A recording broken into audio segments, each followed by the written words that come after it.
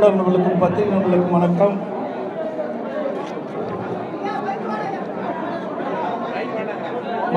வேண்டாமா?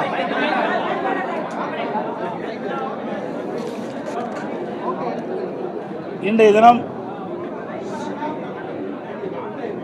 இதய புரட்சி தலைவி அம்மாவுடைய 78வது பிறந்தநாள் விழா நிகழ்ச்சி தலைமை கழகத்திலே எழுச்சியோடு மூத்த தலைமை கழக நிர்வாகிகள் மற்றும் தலைமை கழக நிர்வாகிகள், மாவட்ட கழக செயலாளர்கள், மாண்புமிகு நாடாளுமன்ற உறுப்பினர்கள், மாண்புமிகு சட்டப்பேரவை உறுப்பினர்கள், முன்னாள் நாடாளுமன்ற சட்டமன்ற உறுப்பினர்கள், கழகத்திலே பல்வேறு பொறுப்பில் இருக்கின்ற நிர்வாகிகள், பொதுமக்கள் திரளாக தலைமை கழகத்திலே கூடி எங்களுடைய இதயம் புரட்சி தலைவி அம்மா அவர்களுக்கு மலர் மாலை அணிவித்து மலர் தூவி இன்றைக்கு பிறந்தநாள் விழாவை எழுச்சியோடு நாங்கள் கொண்டாடி இருக்கிறோம். இன்றைக்கு நடைபெறுகின்ற சட்டமன்ற பொது தேர்தலை ஒட்டி ஏற்கனவே 2 முறை அனைத்து இந்திய அண்ணா திராவிட முன்னேற்ற கழகத்தின் சார்பாக தேர்தல் அறிவிப்புகள் நாங்கள் வெளியிட்டுள்ளோம். இப்பொழுது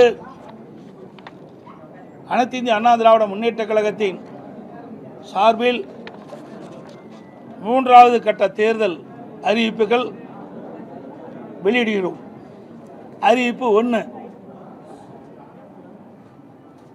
திரு ஸ்டாலின் தலைமையிலான நிர்வாக திறனற்ற விடியா திமுக ஆட்சியில் கடந்த 5 ஆண்டுகளில் அத்தியாவசிய பொருட்களின் விலைவாசி விஷம்போல் ஏறி மக்கள் கடுமையாக பாதிக்கப்பட்டுள்ளனர். அதேபோல் திராவிட முன்னேற்ற கழக ஆட்சி அமைந்த பிறகு சொத்து வரி, வீட்டு வரி, மின் கட்டணம், குடிநீர் வரி போன்ற பல வரிகள் இந்த அரசால் உயர்த்தப்பட்டுள்ளது. இதனால் மக்களின் அன்றாட குடும்ப சுமை பன்மடங்கு அதிகரித்துவிட்டது. எனவே மக்களின் சுமையை குறைக்கும் வகையில் அனைத்து இந்திய அண்ணா திராவிட முன்னேற்ற கழக ஆட்சி அமைந்தவுடன் ஒவ்வொரு குடும்பத்திற்கும் கருணை தொகையாக 10,000 ரூபாய் வழங்கப்படும். அறிவிப்பு 2, வேலைவாய்ப்பு அலுவலகங்களில்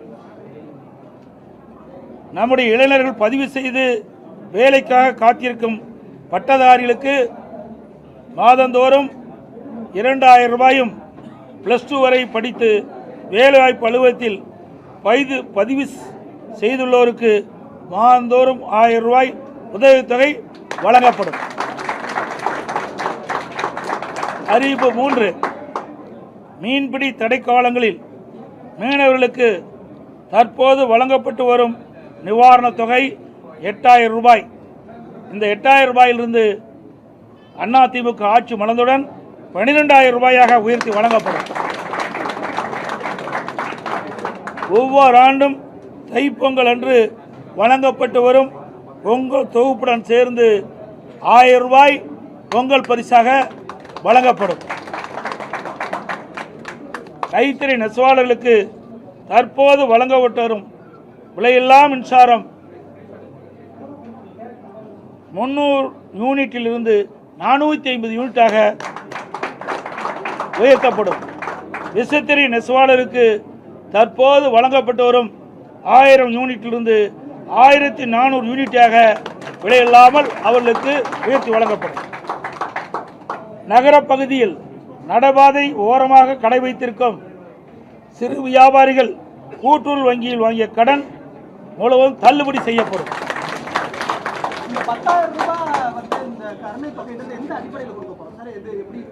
சொல்லதே கருணை தானே, எந்த அடிப்படையில்? கருணை அடிப்படையில் தான் கொடுக்குறோம். அதுதான் அந்த வாக்கியமே. ஆமாம், அனைத்து குடும்பத்தானே போட்டுக்கிறோம். குடும்பத்திற்கு வழங்கப்படும் தான் கொடுத்துக்கிறோம். ஒரு முறை தான் வழங்கப்படும். இது வந்து ஒரு பெரிய கேள்வி எழுப்பும். ஏற்கனவே நிதி சுமை அதிகமாக இருக்கு. 10 லட்சம் கோடி ஆல்ரெடி கடன் இருக்கு சொல்லி நம்ம விமர்சிச்சிருக்கிறோம். இந்த மாதிரி நீங்க அறிவிச்சிருக்கக்கூடிய திட்டங்கள்லாம் இன்னும் நிதி சுமை அதிகரிக்கக்கூடும். அதை எப்படி சமாளிக்க? நான் ஏற்கனவே சொல்லிவிட்டேன். எங்களுடைய அதிமுக அரசு இருக்கின்ற பொழுது திறமையாக செயல்பட்டு கொரோனா காலத்தில் கூட ₹1 வரி வருமானம் இல்லாத போதே சிறப்பான ஆட்சி கொடுத்த அரசாங்கம் அதிமுக அரசு. அதனால் வருவாயை பெருக்கி நாங்கள் அறிவிக்கப்பட்ட நலத்திட்ட உதவிகள் முழுமையாக வழங்கப்படும்.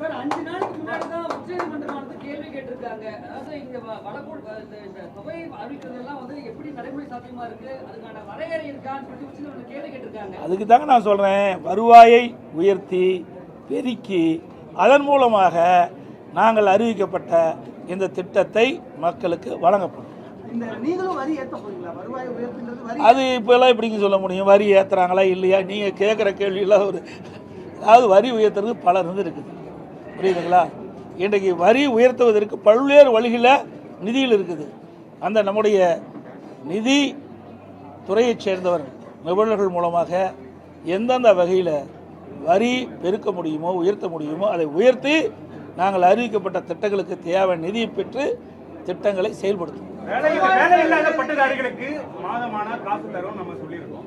ஆனா அது இந்த பட்டதாரிகள் வேலை இல்லாத பட்டதாரிகள் அதிகமா இருக்காங்க, அவங்களுக்கு வேலை வழங்குவதற்கு நம்ம வேற என்ன முயற்சி எடுக்கணும்? அதுக்கு தாங்க நாங்கள் ஏற்கனவே மாண்புமிகு புரட்சி தலைவி அம்மா தமிழகத்துடைய முதலமைச்சராக இருக்கின்ற காலகட்டத்திலே படித்த இளைஞர்களுக்கு வேலைவாய்ப்பை வழங்க வேண்டும் அடிப்படையில் 2015ஆம் ஆண்டு தொழில் முதலீட்டாளர் மாநாட்டை சென்னையில் நடத்தி சுமார் 2,42,000 கோடி தொழில் முதலீட்டு ஈர்க்கப்பட்டு 74 புரிந்துணர்வு ஒப்பந்தங்கள் பெற்று அதையெல்லாம் செயல்பாட்டுக்கு வந்து இன்றைக்கு பல்லாயிரக்கணக்கானவர் வேலை கிடைத்திருக்கு. அதே வழியில் வந்து மாண்புமிகு அம்மாவுடைய அரசு 2019 ஜனவரி மாதம் சென்னையில் தொழில் முதலீட்டு மாநாட்டை நடத்தி 3,05,000 கோடி தொழில் முதலீட்டு ஈர்க்கப்பட்டு 304 புரிந்துணர்வு ஒப்பந்தங்கள் போடப்பட்டு அதன் மூலமாக தொழிற்சாலைகள்லாம் பயன்பாட்டுக்கு வந்து பல்லாயிரக்கணக்கான இளைஞர்களுக்கு வேலைவாய்ப்பு கிடைக்கும். அதே குறிக்கோளோடு அதே வழியில் மாண்பு அம்மாவுடைய அரசு வந்த பிறகு புதிய தொழிற்சாலைகள் தமிழகத்திலே நிறுவப்பட்டு அதுக்கு தேவை நடவடிக்கை எடுக்கப்பட்டு அதன் மூலமாக பல்லாயிரக்கணக்கான இளைஞர்களுக்கு வேலைவாய்ப்பை உருவாக்கி தருவோம். அதுவரை படித்து பட்டம் பெற்ற இளைஞர்கள் அவர்கள் மன உளைச்சல் இருக்கிறாங்க. அதற்காக இந்த தொகையை நாங்கள் முதல் கட்டமாக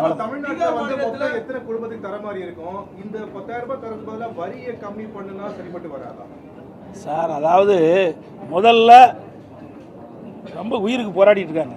அவளுக்கு என்ன சொல்லுவோம்? அவளுக்கு வந்து அந்த உயிரை காப்பாற்றுவதற்கு இல்லை இது வைப்போம்ல, இல்லை வெண்டிலேட்டர் வைக்கிறோம்ல, இந்த ஆட்சியில் வெண்டிலேட்டர் வைக்கிற அளவுக்கு போயிடும். இன்றைக்கி மக்கள் அப்படிப்பட்ட துன்பத்தை அனுபவிச்சுட்டு இருக்கிறாங்க. ஆகவே முதல் மக்களை காப்பாற்ற வேண்டும். விலைவாசி அதிகரித்து விட்டது, அதிலிருந்து மக்களை காப்பாற்றும் அந்த அடிப்படையில் தான் இதை நாங்கள் அறிவிச்சிருக்கோம்.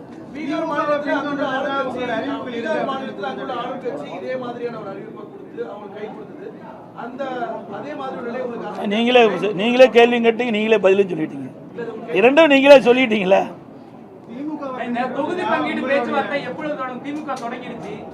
அவர்கள் வந்து நிறைய கட்சியை நம்பித்தான் அவர்கள் வந்து தேர்தலே போட்டிடுறாங்க. அதனால் அவர்கள் முன்கூட்டியே தொடங்கியிருக்காங்க. நாங்கள்லாம் பொறுமையாக தேர்தல் கூட்டணி குறித்து பேச்சுவார்த்தை ஏற்கனவே எங்களை என்னென்ன நிறைவேற்றி விட்டது பேச்சுவார்த்தை நடத்திட்டோம். ஆனால் எந்தெந்த கட்சிக்கு எவ்வளவு தொகுதின்னு நிர்ணயிக்கல, விரைவாக நாங்கள் பேச்சுவார்த்தையை தொடங்குவோம்.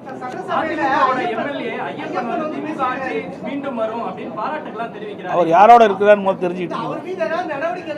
ஏங்க எல்லாம் ஆட்சியும் முடிய போகுது, அவர் மேலே நடவடிக்கை எடுத்து என்ன பண்ணுறது, என்ன பயன்? ஆக அவர் யாரோடு இருந்தார் உங்களுக்கு நன்றாக தெரியும். அவர் யாரோடு சேர்ந்திருக்காருன்னு உங்களுக்கு தெரியும், யாருக்கு ஆதரவாக செயல்பட்டுருக்கான்னு தெரியும். இதையெல்லாம் தெரிஞ்சுக்கிட்டு இந்த கேள்வி எங்க எடுத்து கேட்குறீங்களா?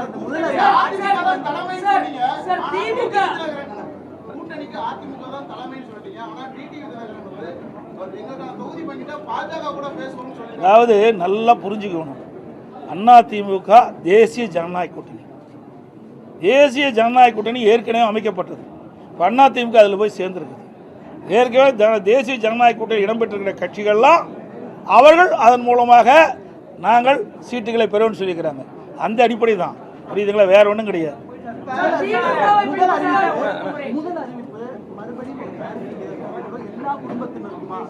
இது சார் நான் தான் திருப்பி, அதாவது எல்லா குடும்பம் அதை பாரு, குடும்ப இதிலே தெளிவாக பாருங்க.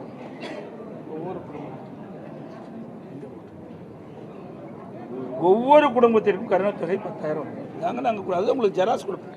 மாநிலங்களவை என்ன சார் முடிவு எடுக்கிறோம்? ஏற்கனவே அதெல்லாம் எங்களுடைய ஆட்சி மன்றங்களுக்கு கூடி அதற்கு தகுந்த முடிவு எடுக்கும் ரிட்டைன் ஆகுதா? அதிமுக ரிட்டைன் பண்றாங்களா ஒரு சீட்? சார். அதுதான் சொன்னேன், ஆட்சி மன்ற குழு அதை கூடி அதற்குண்டான முடிவு எடுத்து அறிவிக்கப்படும்.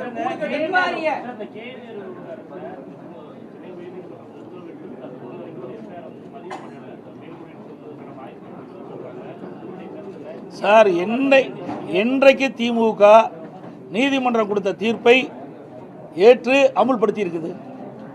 நீதிமன்ற தீர்ப்பை மதிக்காத ஒரு கட்சினா திமுக கட்சி தான்.